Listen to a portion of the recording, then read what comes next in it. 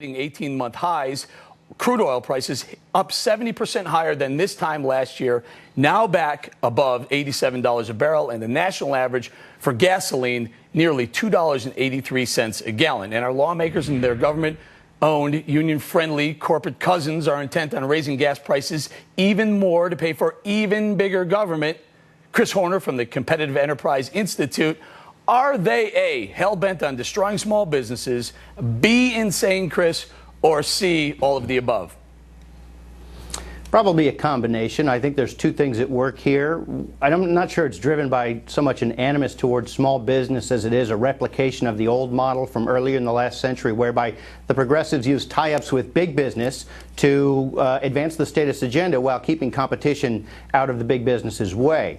The second thing is a declared war on affordable energy by this administration. And I mean, look at their body of work. There's a light switch tax, which the president said, in his own words, would cause electricity rates to, quote, necessarily skyrocket. They've been locking up land. They just reimposed the moratoria offshore while styling it as opening up areas already opened up. Declared war on Appalachian coal, and now advancing a gas tax actually drafted with the majors, what used to be known and smeared as big oil. So I think what you've got here is a combination of small business are just inconvenient, big business are very convenient to advance his anti-energy agenda, because when you control power or energy, you control an awful lot. And Chris, talk about that gas tax, the 25 cents per gallon per year.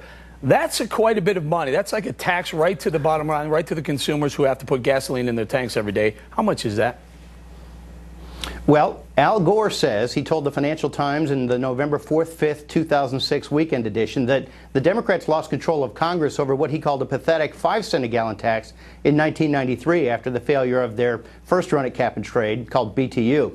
So I suggested 25-cent tax would be a lot. It's obviously very regressive. It would harm seniors and the poor first and worst. It would obviously kill jobs. It's competitiveness killing.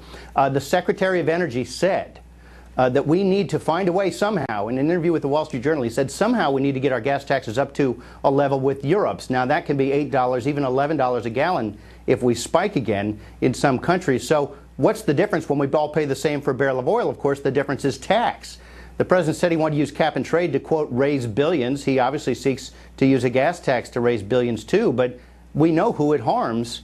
It seems to me that it escapes them that these are human consequences of these policies. And it goes further than just the people filling up their tank to get to work. You talk about transport companies that bring tomatoes or corn from one part of the country to the next. Food costs end up bearing a lot of that additional expense, right?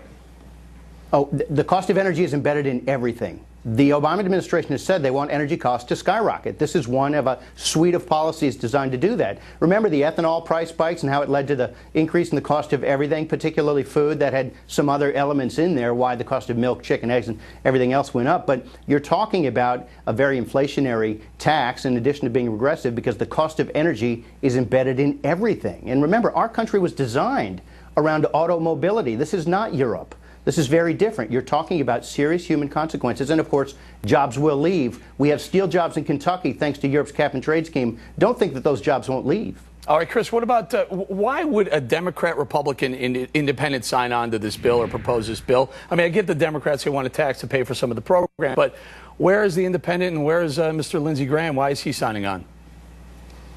Well, Lindsey Graham has been convinced that you have to, quote, do something about catastrophic man-made global warming, which continues to be ever elusive and over the horizon. For a politician, this is catnip.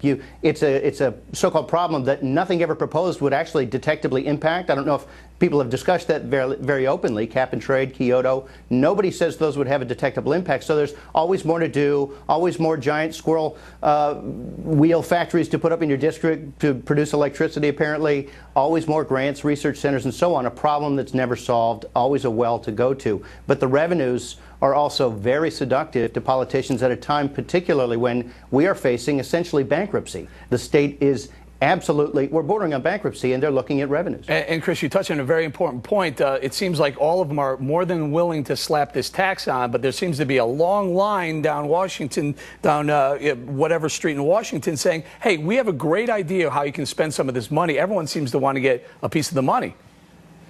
Right, that's the problem with adding the gas tax to the cap and trade light switch tax. What they're doing is they've got revenues that they're promising to people. They'd love to get the Chamber of Commerce to drop its solid opposition to cap and trade because that would clear out most of the remaining opposition. The Farm Bureau and the masses are the only ones who are not at the table and not getting paid off, and therefore the ones who will get steamrolled immediately. We all will, ultimately. But the gas tax allows them to raise revenues and do what they did with the cap and trade scheme. Remember, they bought off utilities by giving them 10 years of ration coupons to sell to industry that needed to buy them because they didn't have as powerful a lobby here. Really, really disgraceful. And it kind of reminds me, we're running out of time, Chris, it kind of reminds me of the bailouts, the TARP, the $700 billion bailouts. The money went out, it came back in, and they all were thinking about, let's use it for this, let's use it for highways, let's use it for mortgage mitigation. Same type of politics, right? Yes, and if you read, for example, the Forbes article about Exelon, you realize that this really is a bailout for companies that have been lobbying for years for this. This is a payoff to companies that have designed their business plans like GE around governmental policy favors, particularly this. All right, Chris Horner from Washington, D.C., thank you very much, sir.